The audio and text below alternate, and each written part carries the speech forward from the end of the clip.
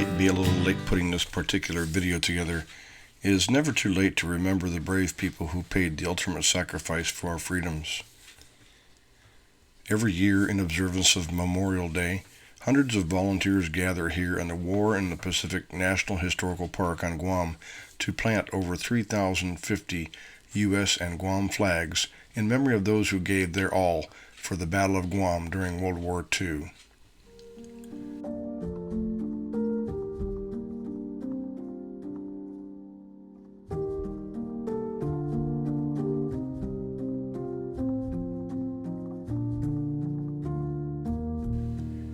Each flag you see here represents one of the 1,880 U.S. soldiers, sailors, airmen, Coast Guard, and Marines who were killed or died from wounds suffered during the 1941 Japanese invasion and the 1944 battle to liberate Guam. Each Guam flag represents one of the 1,170 Chamorro people who also died during the Japanese occupation and battle for Guam.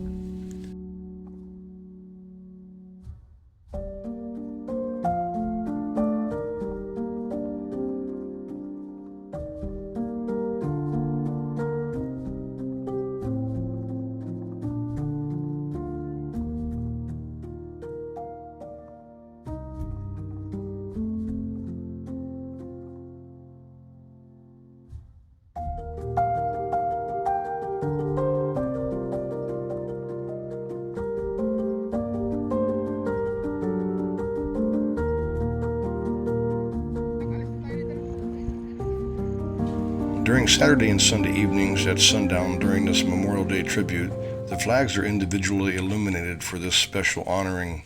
During the lighting, there is a presentation of colors accompanied by a moment of silence. When we are on island, I usually make it a point to visit here every year to walk among the flags. It is truly a sobering and humbling experience to stand amongst all these flags in honor of those who came before us on this day.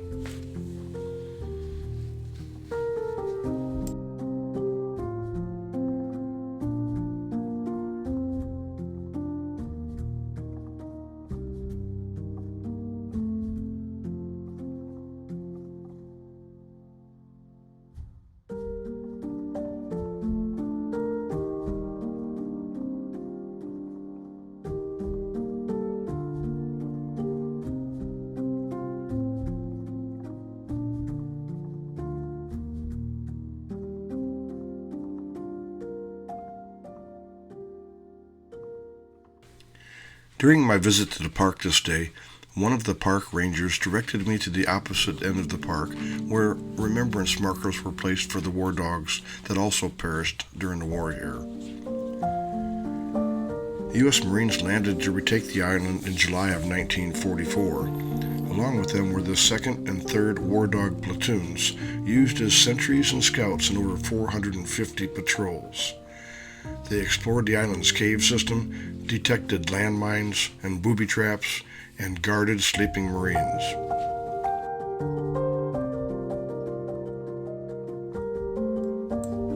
As the dogs died over the course of the battle, they were buried along with the Marines at Asan, the initial landing point of the invasion. White headstones were added later, forming a small plot in the cemetery. The human remains were eventually returned to the United States, and by the 1980s, the dogs' graves had been largely forgotten and were overgrown with weeds. William Putney, who had served as the commanding officer of the 3rd War Dog Platoon, lobbied for the creation of a memorial to the dogs, and with the aid of a United Doberman Club, raised funds for the monument.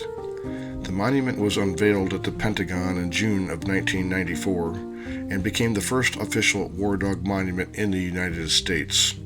The remains and markers were moved to a new cemetery on the naval base in June of 1994, created by the Navy Seabees Naval Mobile Construction Battalion 1. For more information about war dogs, please visit the link in the description below. Thank you for watching.